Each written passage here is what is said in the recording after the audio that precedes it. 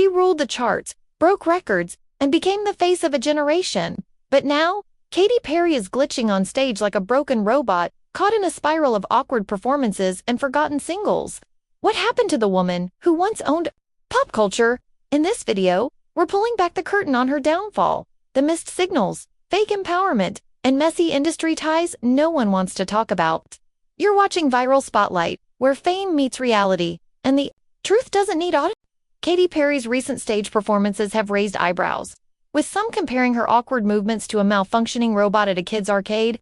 Instead of polished choreography, she's been caught doing clumsy spins and odd gestures. Even her attempt at twerking has become the butt of jokes. There was a time when Katy Perry was unstoppable. Her songs topped charts, played on every radio, and filled teenage playlists.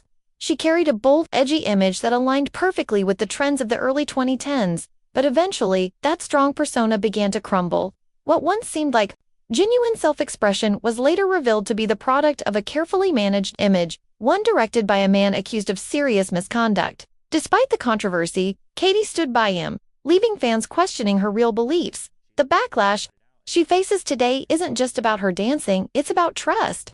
Fans are starting to see her entire brand as a carefully packaged product built to sell, not to represent something real. In fact, her earliest steps into fame already hinted at this. She moved away from her religious roots once performing gospel music and publicly admitted to compromising those values to gain success in the mainstream spotlight. I wanted to be like the Amy Grant of music, but it didn't work out, and so I sold my... Katy Perry grew up in a deeply religious household, traveling around the U.S. with her parents, who were Pentecostal pastors focused on starting new churches. While her upbringing didn't completely block out modern music, the environment clearly favored songs that reflected Christian beliefs. This is what originally led Perry towards singing gospel music. Katy Perry spent much of her free time learning to play the guitar and write her own songs. She frequently visited Nashville, where she enjoy themselves, to have like a heart full of hope. She recorded demos that eventually caught the attention of music executives. A label called Red Hill Records signed her and helped release her first album when she was just 16. However, because gospel music doesn't easily fit into the themes popular in mainstream culture, the album didn't do well commercially, and the label shut down at that point. Katy faced a major decision: continue with gospel music and stick to her beliefs despite little chance of fame, or abandon that path and chase a bigger career in pop. She went with the second option and moved to California, a decision that she says changed her life. She found her break after signing with Capitol Records and releasing I Kissed a Girl, a bold pop song about exploring sexuality. Katy felt nervous about how the song would perform, but about how her religious family might react. Instead of telling her parents directly, she asked her sister to deliver the news. Their response wasn't angry, but it did raise concerns. They worried this shift meant she was drifting away from her upbringing. Later on a podcast, Katy explained she wasn't trying to reject her family's beliefs. Rather, she was just realizing the world was far more diverse than the strict environment she had grown up in. Katy Perry spent much of her free time learning to play the guitar and write her own songs. She frequently visited Nashville, where she recorded demos that eventually caught the attention of music executives. A label called Red Hill Records signed her and helped release her first album when she was just 16. However, because gospel music doesn't easily fit into the themes popular in mainstream culture, the album didn't do well commercially, and the label shut down at that point. Katy faced a major decision: continue with gospel music and stick to her beliefs despite little chance of fame, or abandon that path and chase a bigger career in pop. She went with the second option and moved to California, a decision that she says changed her life. She found her break after signing with Capitol Records and releasing I Kissed a Girl, a bold pop song about exploring sexuality. Katy felt nervous about how the song would perform, but about how her religious family might react. Instead of telling her parents directly, she asked her sister to deliver the news. Their response wasn't angry, but it did raise concerns. They worried this shift meant she was drifting away from her upbringing. Later on a podcast, Katy explained she wasn't trying to reject her family's beliefs. Rather, she was just realizing the world was far more diverse than the strict environment she had grown up in.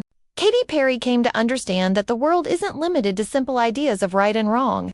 She began to believe in respecting all perspectives and cultures, no matter how different from her own. But this shift also raised questions about how quickly her personal beliefs seemed to change. If someone can adopt a new worldview so suddenly, What's to stop them from adjusting their values anytime it benefits their career? That pattern of shifting to match the moment would eventually create problems.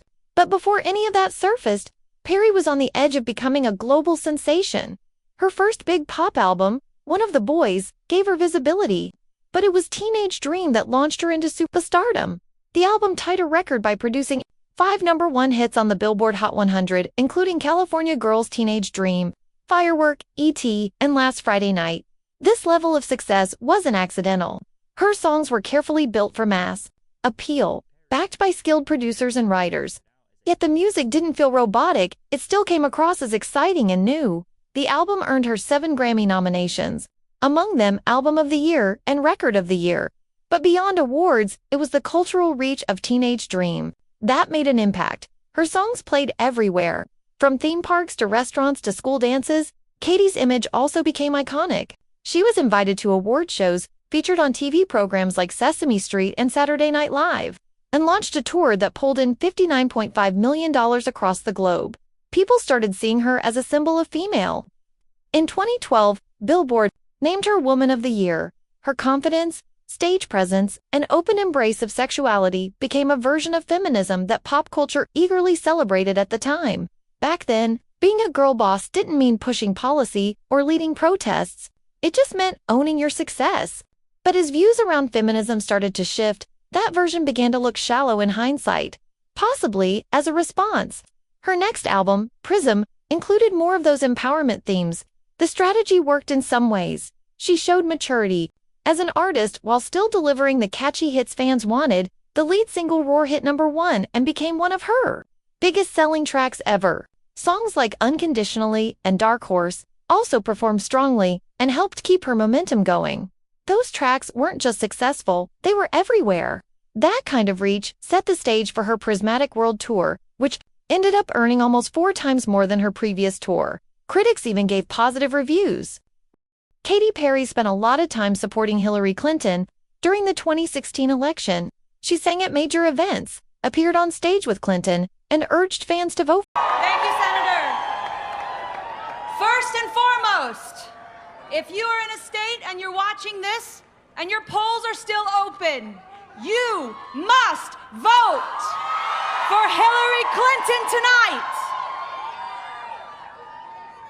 Tonight will be proof that America is great. What a great country this is that gives us the freedom to express our differences, our opinions, our hopes, and our fears. And tonight, my parents voted for Trump. But you know what? We will still all be sitting at the same table for Thanksgiving. And this is the moment we need to remember that we all love our parents and we all love our children. And I can rest easy knowing that both of my young nieces at home will never see themselves less than equal. Anything other than equal.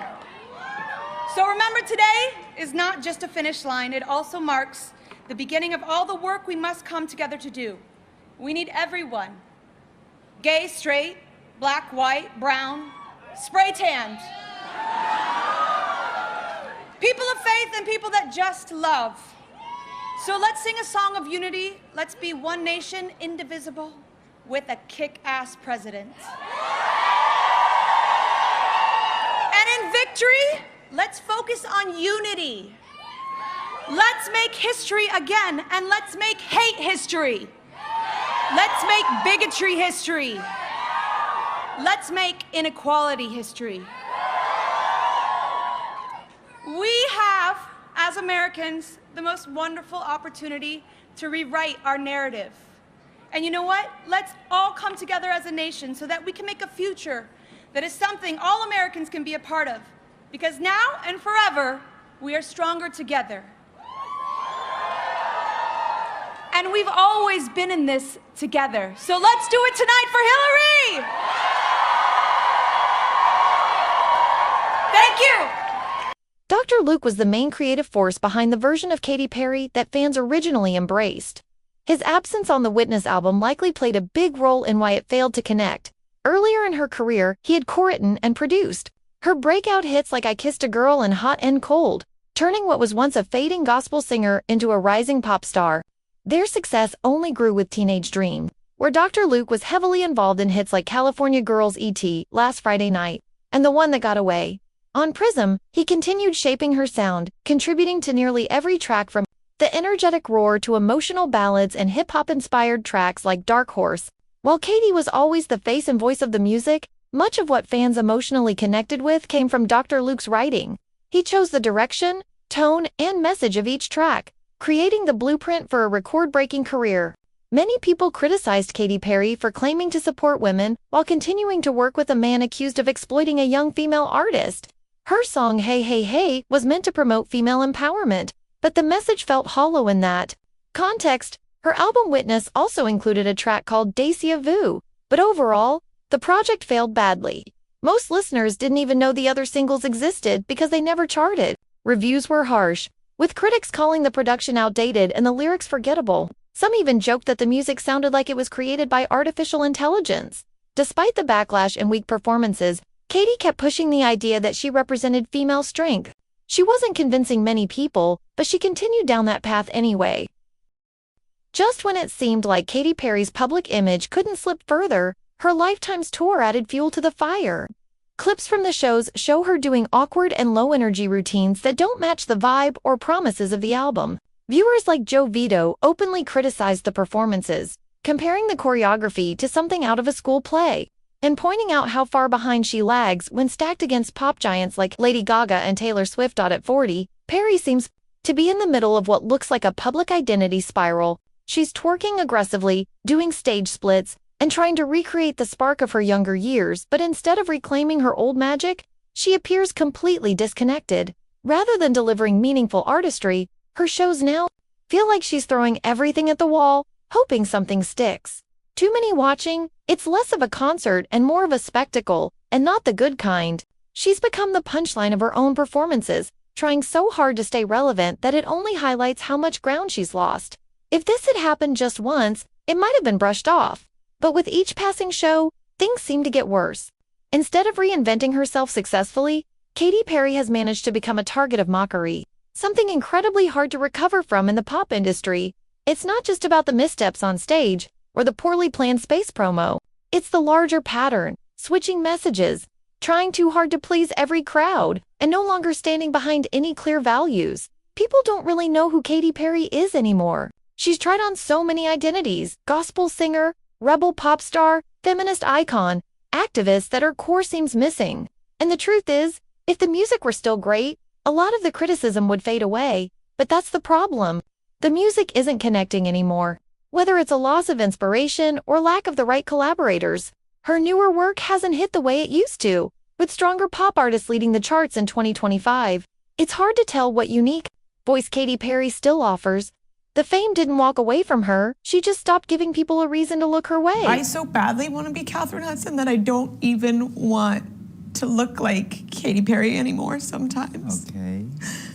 And like, that is a little bit of why I cut my hair, is because I really want to be my authentic self, Yes. like 100%. Yes. And so it hurts, when I don't feel like I can.